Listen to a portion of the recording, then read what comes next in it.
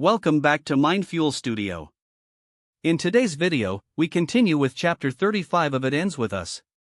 This chapter takes the story even deeper into emotional truths, difficult decisions, and the consequences of love that isn't always simple. So take a moment, get comfortable, and let's dive back into the story together. I smell toast. I stretch out on my bed and smile, because Ryle knows toast is my favorite. I lie here for a while before I even attempt to get up. It feels like it takes the effort of 3 men to roll me out of bed. I eventually take a deep breath, and then throw my feet over the side, pushing myself up from the mattress. The first thing I do is pee. It's really all I do now. I'm due in 2 days. And my doctor says it could be another week. I started maternity leave last week, so this is my life right now. I pee and watch TV. When I make it to the kitchen, Ryle is stirring a pan of scrambled eggs. He spins around when he hears me walk in. "Good morning," he says. "No. Baby yet?" I shake my head and put my hand on my stomach. "No, but I peed 9 times last night." Ryle laughs. "That's a new record." He spoons some eggs onto a plate. And then tosses bacon and toast on it. He turns around and hands me the plate, pressing a quick kiss to the side of my head. I gotta go. I'm already late. I'm leaving my phone on all day. I smile when I look down at my breakfast. Okay, so I eat, too. Pee, eat, and watch TV. Thank you, I say cheerfully. I take my plate to the couch and turn on the TV. Ryle rushes around the living room, gathering his stuff. "I'll come check on you at lunch. I might be working late tonight, but Alyssa said she can bring you dinner." I roll my eyes. "I'm fine, Ryle. The doctor said light bed rest, not complete debilitation." He starts to open the door, but pauses like he forgets something. He runs back toward me and leans down, planting his lips on my stomach.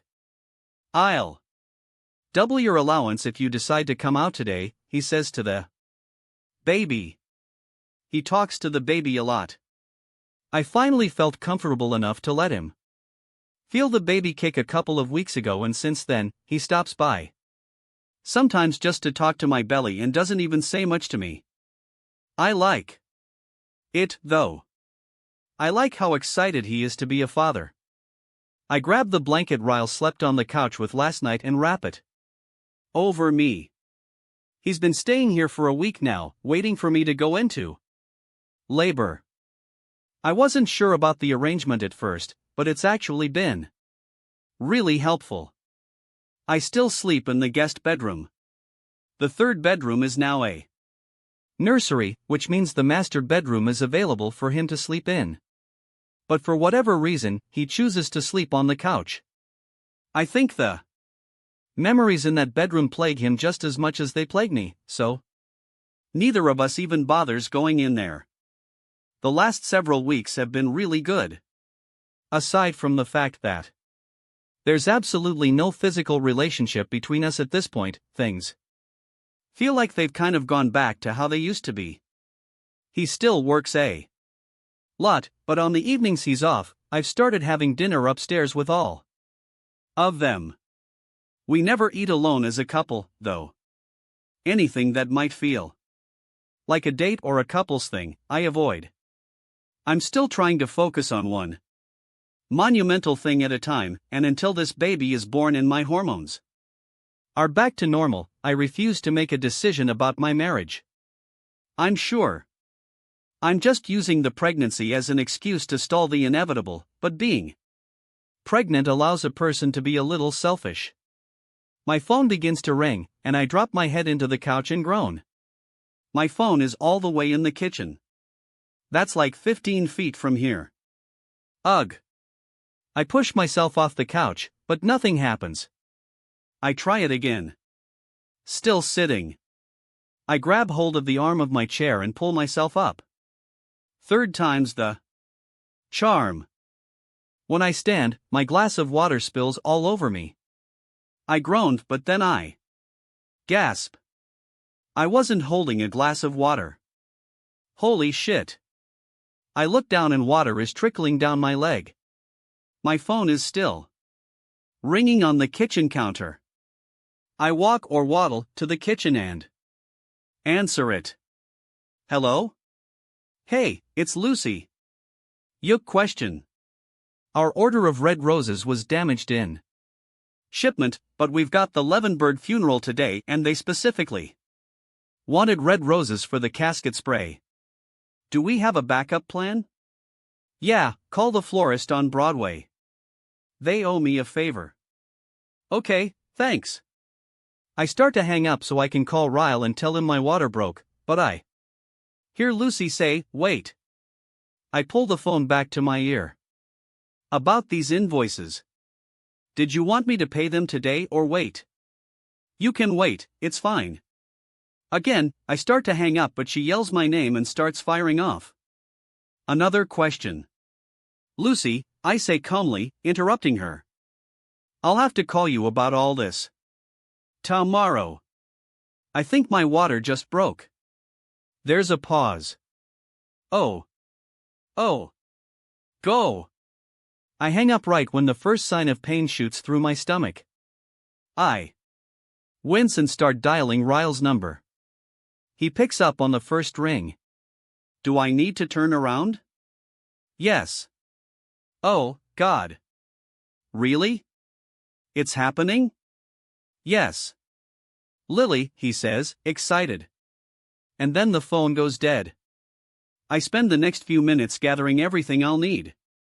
I already have a hospital bag, but I feel kind of gross, so I jump in the shower to rinse off. The second burst of pain comes about 10 minutes after the first. I bend forward and clench my stomach, letting the water beat down on my back. Right when I near the end of the contraction, I hear the bathroom door swing open. You're in the shower? Ryle says. Lily, get out of the shower, let's go. Hand me a towel. Ryle's hand appears around the shower curtain a few seconds later. I try to fit the towel around me before pulling the shower curtain aside. It's odd hiding your body from your own husband. The towel doesn't fit. It covers up my boobs but then opens like an upside-down V over my stomach.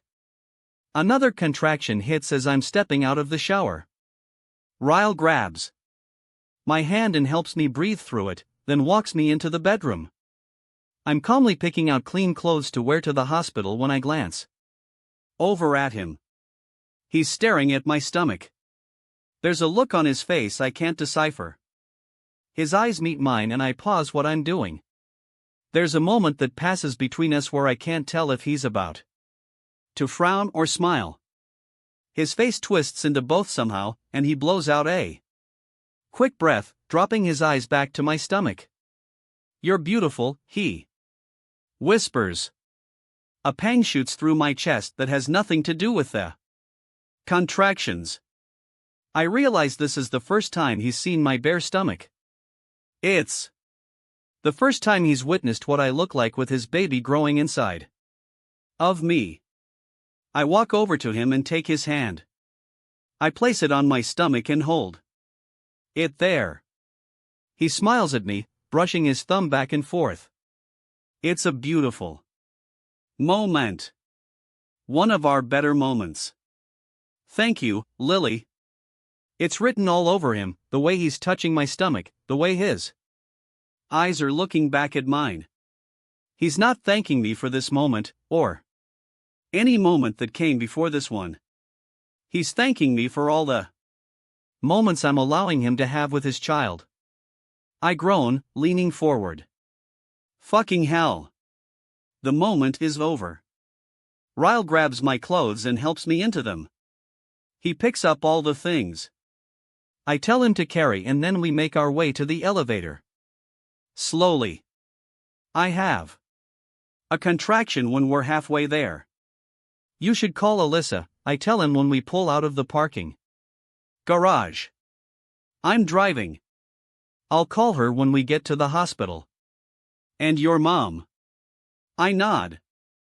I'm sure I could call them right now, but I kind of just want to make sure we make it to the hospital first, because it feels like this baby is being really impatient and wants to make its debut right here in the car. We make it to the hospital, but my contractions are less than a minute apart when we arrive. By the time the doctor scrubs in and they get me to a bed, I'm dilated to a 9. It's only 5 minutes later when I'm being told to push. Ryle doesn't even have a chance to call anyone, it all happens so fast. I squeeze Ryle's hand with every push. At one point, I think about how important the hand I'm squeezing is to his career, but he says nothing. He just allows me to squeeze it as hard as I possibly can, and that's exactly what I do. The head is almost out, the doctor says. Just a few more pushes. I can't even describe the next few minutes. It's a blur of pain and heavy breathing and anxiety and pure, unequivocal elation. And pressure. Such an enormous pressure, like I'm about to implode, and then, it's a girl. Ryle says, Lily, we have a daughter. I open my eyes and the doctor is holding her up. I can only make out the outline of her, because my eyes are full of too many tears. When they lay her on my chest, it's the absolute greatest moment of my life. I immediately touch her red lips and cheeks and fingers. Ryle cuts the umbilical cord, and when they take her from me to clean her up, I feel empty. A few minutes later she's back on my chest again, swaddled in a blanket. I can do nothing but stare at her. Ryle sits on the bed next to me and pulls the blanket down around her chin so we can get a better look at her face. We count her fingers and her toes. She tries to open her eyes and we think it's the funniest thing in the world. She yawns and we both smile and fall even more in love with her. After the last nurse leaves the room and we're finally alone, Ryle asks if he can hold her. He raises the head of my bed to make it easier for both of us to sit on the bed. After I hand her to him, I lay my head on his shoulder. And we just can't stop staring at her. Lily, he whispers. Naked truth? I nod. She's so much prettier than Marshall and Alyssa's baby. I laugh and elbow him. I'm kidding, he whispers. I know exactly what he means, though. Riley is a gorgeous baby, but no one will ever hold a candle to our own daughter. What should we name her? He asks. We didn't have the typical relationship during this pregnancy, so the baby's name hasn't been something we've discussed yet. I'd like to name her after your sister, I say, glancing at him. Or maybe your brother? I'm not sure what he thinks of that. I personally think naming our daughter after his brother could be somewhat healing for him, but he may not see it that way. He glances over at me, not expecting that answer. Emerson, he says. That's kind of cute for a girl name. We could call her Emma. Or Emmy. He smiles proudly and looks down at her. It's perfect, actually. He leans down and kisses Emerson on her forehead. After a while, I pull away from his shoulder so I can watch him hold her. It's a beautiful thing, seeing him interact with her like this. I can already see how much love he has for her just from the little time he's known her. I can see that he would do anything to protect her. Anything in the world.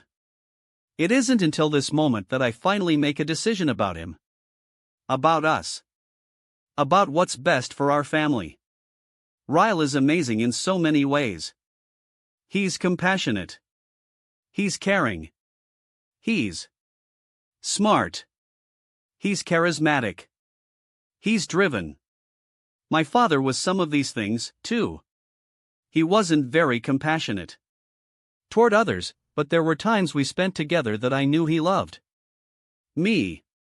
He was smart. He was charismatic. He was driven. But I hated him so. Much more than I loved him. I was blinded to all the best things about him. Thanks to all the glimpses I got of him when he was at his worst. 5 minutes of witnessing him at his worst couldn't make up for even 5 years of him at his best.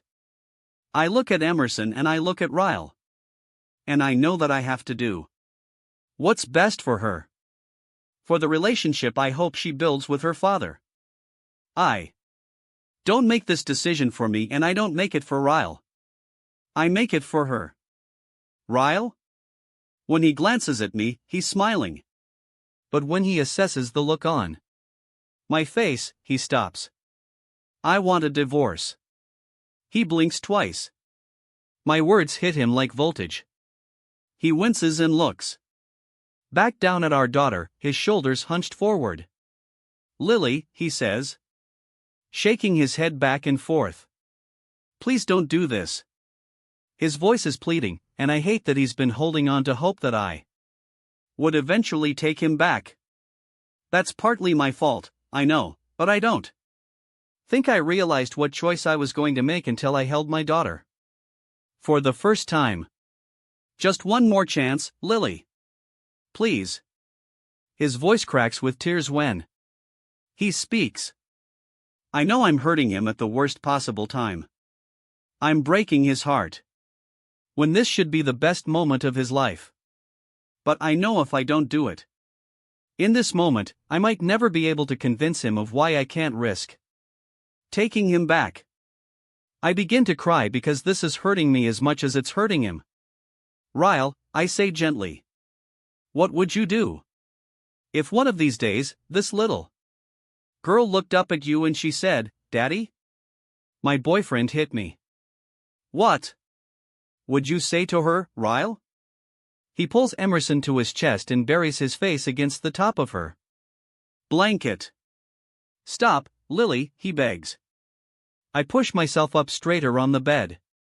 I place my hand on Emerson's back and try to get Ryle to look me in the eyes. What if she came to you and said, Daddy? My husband pushed me down the stairs. He said it was an accident. What should I do? His shoulders begin to shake, and for the first time since the day I met him, he has tears. Real tears that rush down his cheeks as he holds his daughter tightly against him. I'm crying, too, but I keep going. For her. Sake. What if my voice breaks? What if she came to you and said, my husband tried to rape me, Daddy?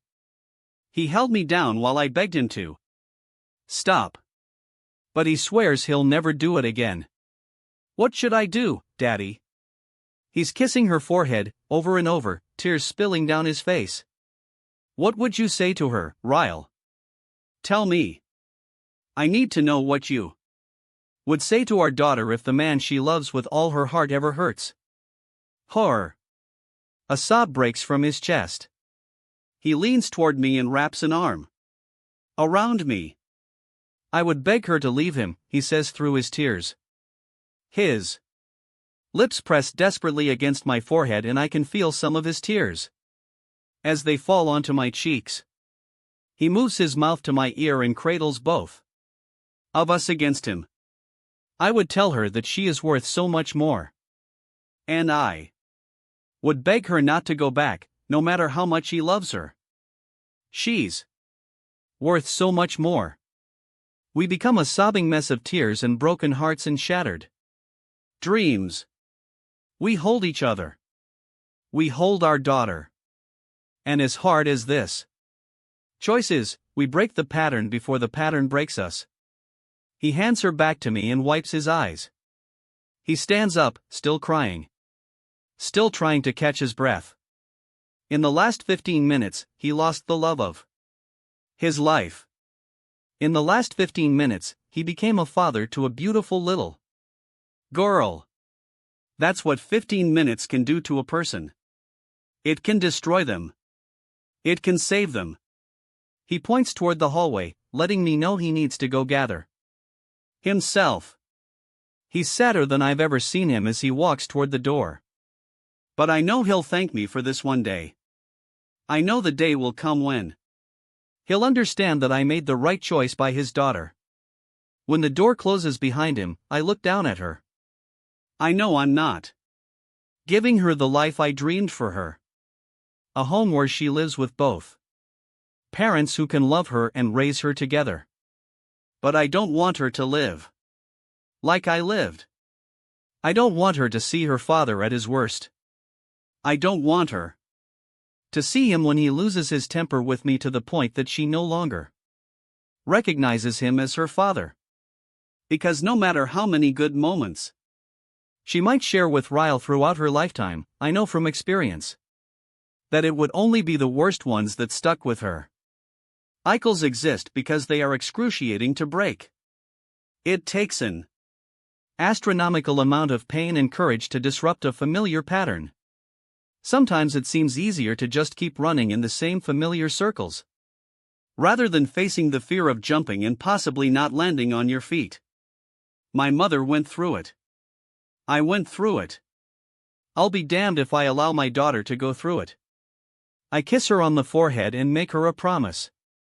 It stops here. With me and you. It ends with us. And that's the end of chapter 35.